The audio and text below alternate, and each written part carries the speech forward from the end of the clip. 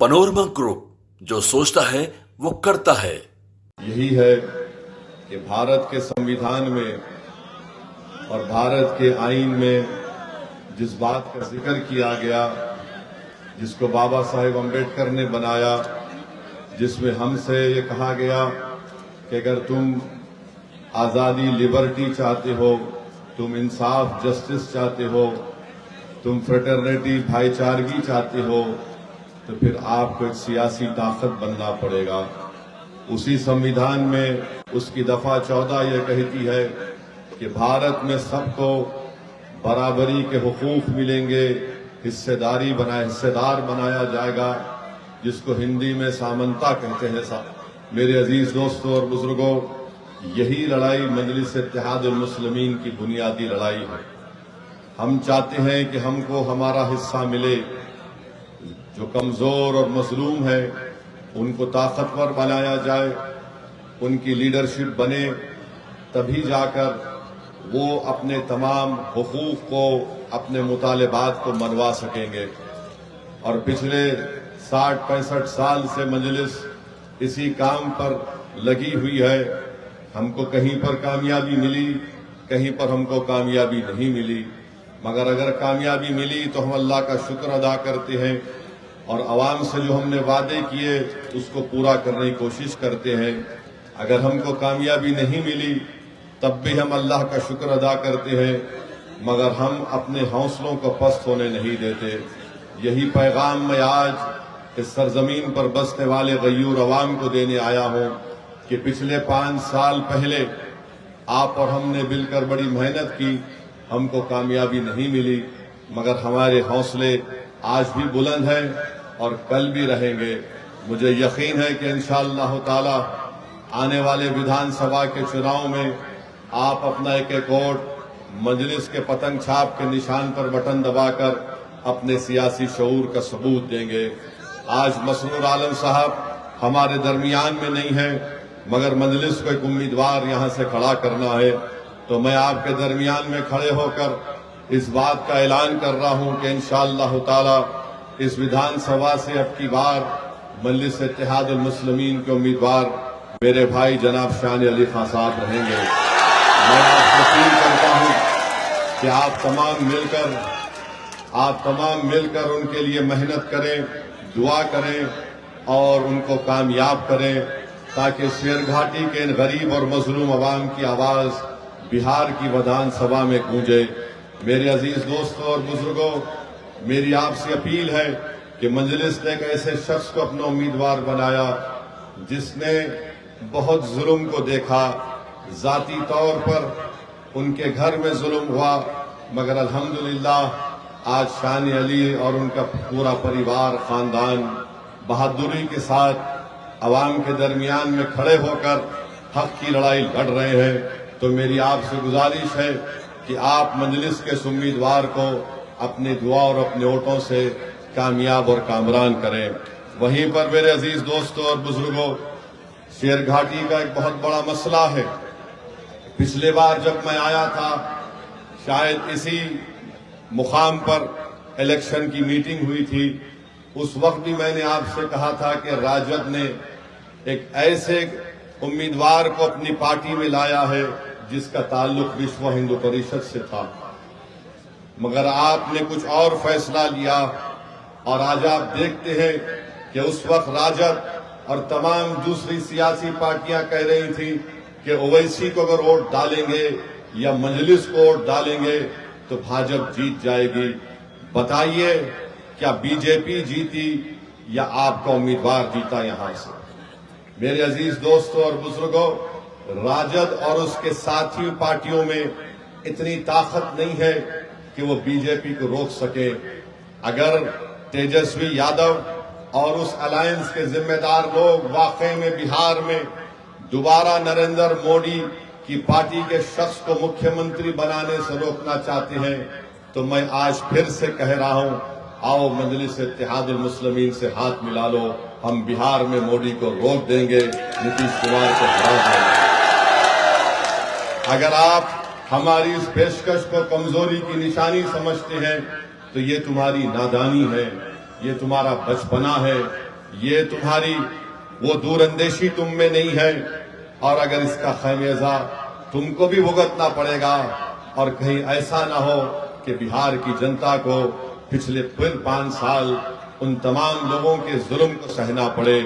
मजलिस ने दिल खोलकर और पूरे इखलास के साथ लालू प्रसाद यादव साहब को और तेजस्वी यादव को खत लिखकर कहा कि आओ हमको सिर्फ 6 सीट दे दो, 5 हमारे विधायक एमएलए तो पिछली मर्तबा कामयाब हो चुके थे, बावजूद इसके कि हमारे 4 विधायक को राजद ने खरीद लिया, उन बेईमानों ने अपनी जमीर को बेचकर अवाम को धोखा दिया।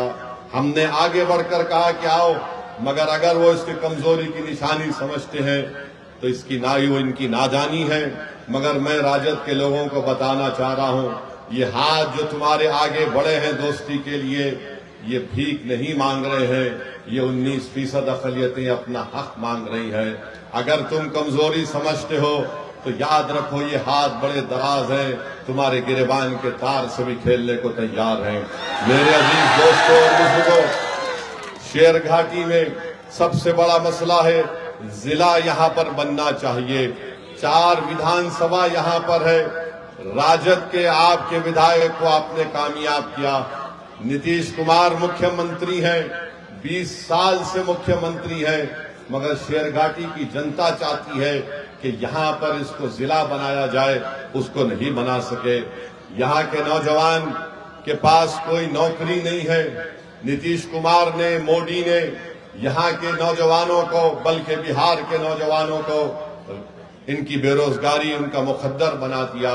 आज आप देखते हैं कि पलायन होता है, हर नौजवान 17-18 साल का होता है तो उसको अपना घर छोड़कर हिंदुस्तान के कोने कोने में जाना पड़ता है ताकि गरीबी और मुफलिसी का इसका परिवार या वो खुद शिकार ना हो जाए।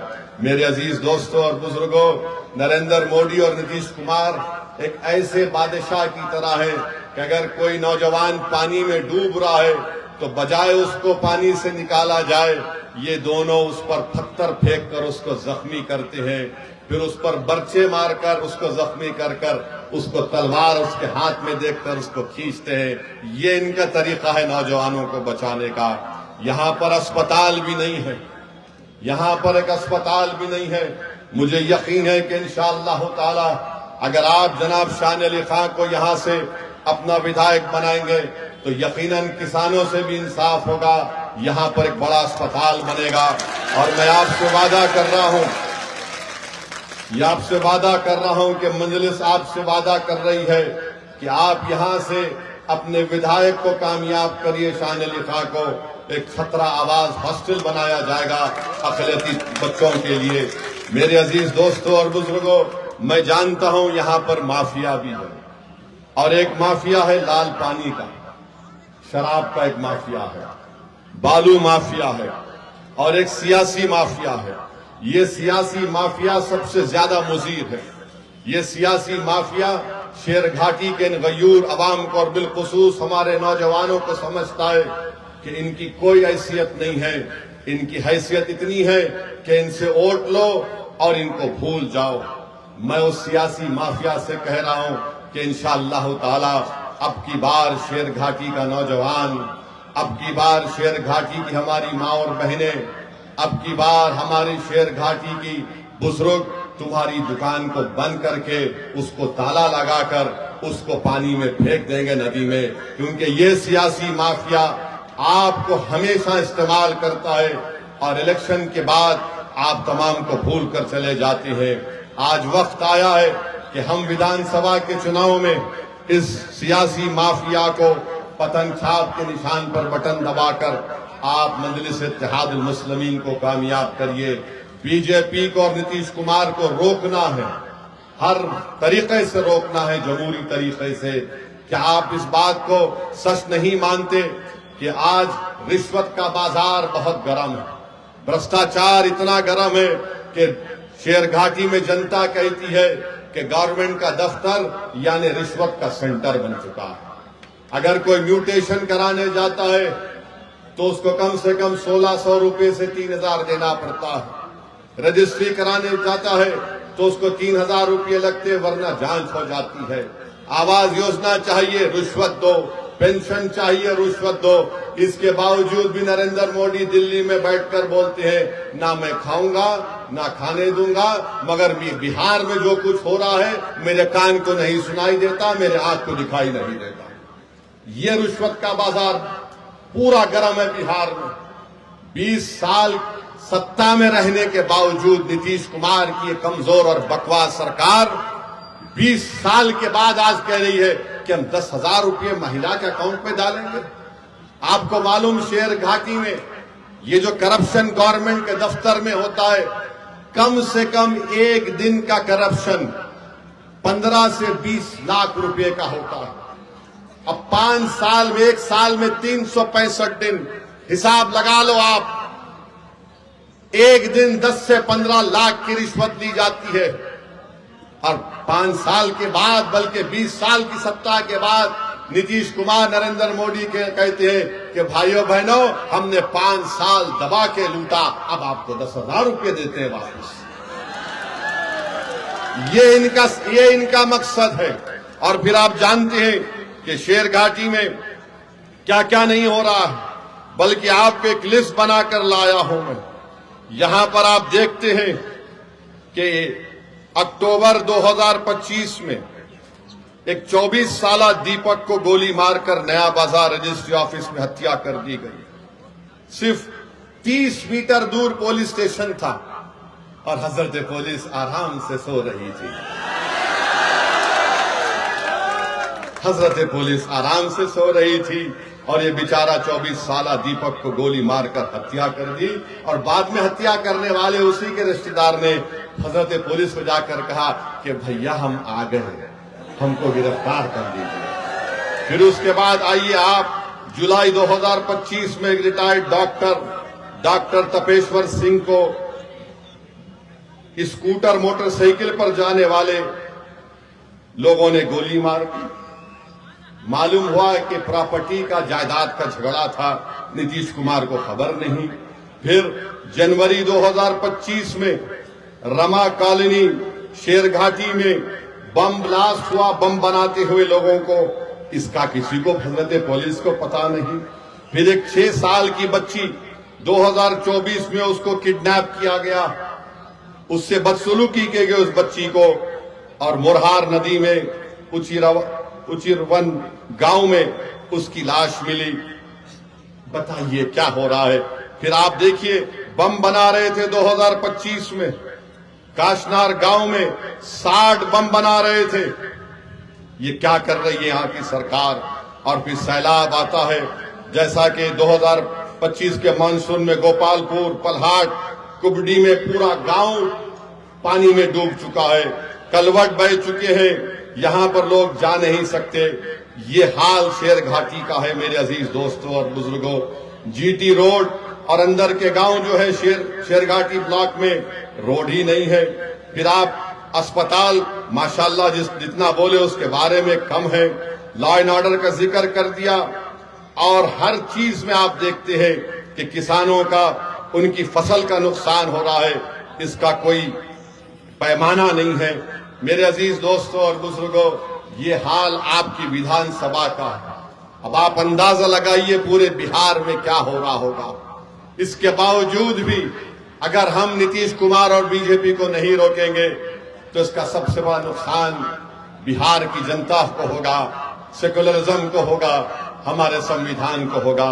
और मेरे अजीज दोस्तों और बुजुर्गों, सबसे शर्मनाक हरकत हमारे भारत के सुप्रीम कोर्ट में हुई कि एक शख्स जिसका नाम रोशन राकेश किशोर था, इसने चीफ जस्टिस के इजलास में, कोर्ट नंबर 1 में, चीफ जस्टिस के सामने जूता उतार कर फेंक दिया उसके कोर्ट में। इसका नाम क्या था? राकेश किशोर।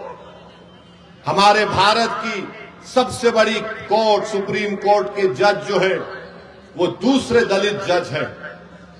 मैं हमारे दलित भाइयों को पैगाम देना चाह रहा हूं, हमारे अंबेडकरवादी आइडियोलॉजी को मानने वालों को पैगाम दे रहा हूं, जो बाबा साहेब अंबेडकर को मानते हैं उनको पैगाम दे रहा हूं। उन भारत के नागरिकों को जो संविधान को मानते हैं उनको पैगाम दे रहा हूं। ये तारीखी सरजमीन में खड़े होकर बोल रहा हूं। चीफ जस्टिस ऑफ इंडिया के कोर्ट में एक शख्स अपना जूता उठाकर चीफ जस्टिस के कोर्ट में फेंकता है। मेरे भाई आप बताइए क्या हो रहा है? और जब उस शख्स ने नारा क्या लगाया, सुप्रीम कोर्ट के चीफ जस्टिस के इजलास में नारा क्या लगाया कि सनातन धर्म का अपमान नहीं सहेगा हिंदुस्तान। उसने नारा लगाया और अपनी जेब से उसके कागज भी निकला, उसमें लिखा था कि सनातन धर्म का अपमान नहीं सहेगा हिंदुस्तान। हम मोदी से पूछना चाह रहे हैं, मोहन भगवत से पूछना चाह रहे हैं, नीतीश कुमार से पूछना चाह रहे हैं, बताओ इस शख्स में इतनी हिम्मत कैसे आई कि वो सुप्रीम कोर्ट के चीफ जस्टिस के इजलास में जाकर जूता उठाकर भारत के दूसरे दलित चीफ जस्टिस ऑफ इंडिया की तरफ फेंके। नरेंद्र मोदी 11 साल आपके प्रधानमंत्री की मौजूदगी में नहीं की, हम मानते हो सही नहीं था। मगर दिल्ली पुलिस को क्या हुआ? दिल्ली पुलिस तो मोटो एक्शन ले सकती। और मैं आपको बता रहा हूं, देश को बता रहा हूं, जब हमारी संसद पार्लियामेंट में 2 नौजवान कूद गए संसद में, याद है? कूदे थे। कूदने के बाद एक धुआं उन्होंने छोड़ा। उन पर अनलॉफुल एक्टिविटीज प्रिवेंशन एक्ट लगाया गया। भारत के प्रधानमंत्री, दिल्ली की पुलिस आपके मातहत आती है और आप खाली एक बयान दे दिए, ये बहुत गलत हुआ। अरे आपको तो ये करना चाहिए था कि आप उस शख्स पर जिसका नाम राकेश किशोर है, उस पर यूएपीए लगाते। यूएपीए लगाते, पुलिस खुद से कंप्लेन कर सकती है। अगर उसका नाम राकेश किशोर नहीं होता, उसका नाम असद होता, क्या करते पुलिस? बीजेपी वाले उसको बोलते उठाओ, कनेक्शन मां से है, पड़ोसी मुल्क से आया, आईएसआई, आईसिस, क्या क्या खोलते थे। और ये शख्स कह रहा है कि सनातन धर्म का अपमान नहीं सहेगा हिंदुस्तान। मोदी जी, फर्क उसमें और दूसरों में यह है कि जिस जगह पर मस्जिद को शहीद कर दिया गया था, कोर्ट का फैसला आया कि किसी ने नहीं तोड़ा। सुप्रीम कोर्ट का फैसला आया कि मस्जिद तुम्हारी नहीं है। सुप्रीम कोर्ट का फैसला ट्रिपल तलाक के बारे में आया। सुप्रीम कोर्ट का फैसला कई चीजों पर आया। हालिया यही सुप्रीम कोर्ट ने इंटरिम ऑर्डर दिया वक्फ कानून के ऊपर, जिससे हमको नुकसान होगा, मस्जिदों को नुकसान होगा। मगर जो संविधान को मानते हैं, जो संविधान को मानकर ने कहा कि हम कोर्ट के फैसले से खुश नहीं है, यह फैसला गलत है। क्या हमने धर्म का नाम लेकर किसी पर जूता उठाया? बताओ ये लोग कौन हैं?